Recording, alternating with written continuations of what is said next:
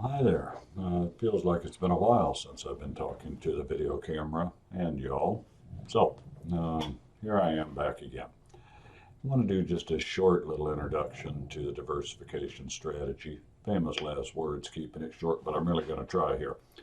Diversification's a very interesting topic, one I've seen wax and wane during my time in academics, one that is to paraphrase a line from Grant in the summary of the chapter, a bit like looking for love. It's very appealing and enticing, but oftentimes disappointing.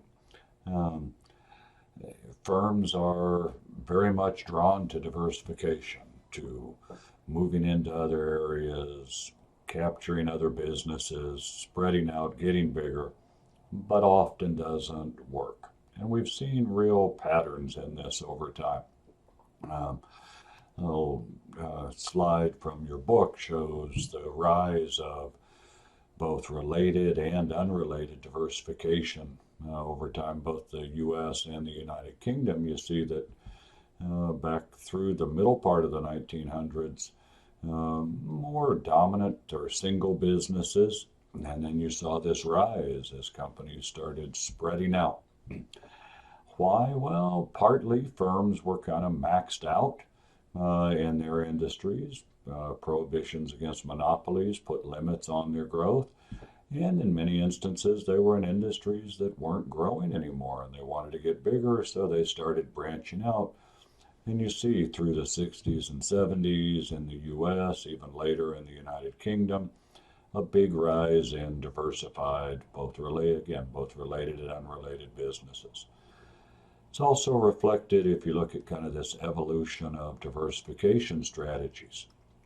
Right through the 60s, 70s, even into the 80s, growth was a lot of the driving force here. And firms diversified. You saw the emergence of conglomerates, the IT&Ts, Gulf and Western, that owned everything from zinc uh, manufacturers or miners, sugar plantations, TV studios, financial services companies, all over the board. Um, IT&T was insurance, but also a whole host of other activities. But then there was this push as people kind of realized that this doesn't always lead to profit. It leads to bigger, doesn't always lead to profit. So how can we make it more profitable? More this quest for synergy, a nice word, nice to throw out, not easily found. And then we saw a period through the 90s where we started seeing lots of diversification. Or, excuse me, saw a lot of firms start to uh, get rid of companies and focus more on their own businesses, on their core businesses, maybe where they were before, maybe something new they had gotten into. Um, but a lot of divestments might spin off part of the business into a whole nother business. Um, and now lately we're seeing a little bit of a move back, perhaps, to more diversification, but hopefully smarter, more strategic diversification that actually leads to real shareholder value. And that's the key behind all of this. This movement's also been reflected. Don't know whether you will have bumped into this in the past or not. It's got an interesting history. Uh, Pictured here, and I borrowed this off the web from netmba.com.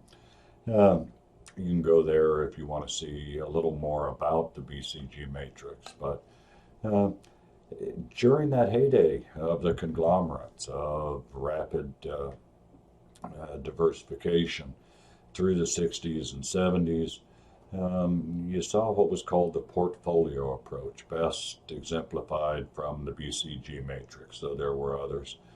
The idea was that across the top you have high and low relative market share, which is how much cash is it going to generate.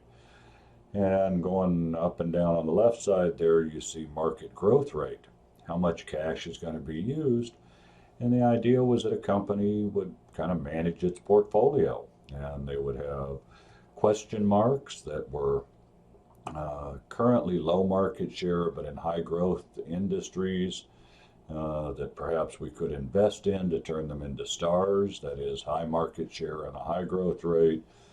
And as the market growth rate began to decline, the stars would turn into cash cows that would generate additional money to reinvest back into question marks.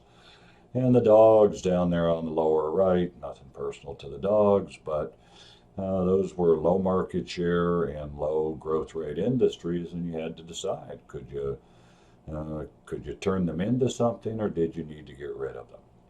What's interesting with this whole portfolio approach, and again, kind of one I've seen from when I first entered the doctoral program in '85, we were still on the tail end of the heyday of the portfolio approach. You saw lots of books through the '70s and '80s on the BCG matrix, the value of it, alternative. There was a GE matrix that had about 9 cells, several others. And then you saw that start to wane a little bit. And by the mid '80s to the mid '90s, we were down from whole books to portfolio approaches still being important, but being a chapter within a strategy book.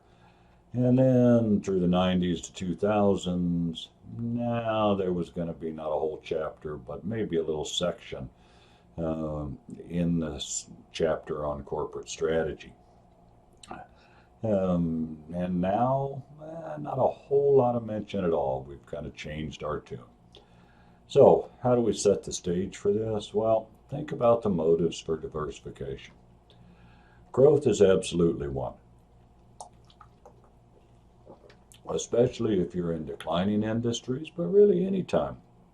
Growth managers want, the market seems to want, but it's got to be growth that increases shareholder value, not necessarily decreases it, and growth for growth's sake, probably not a worthwhile motive.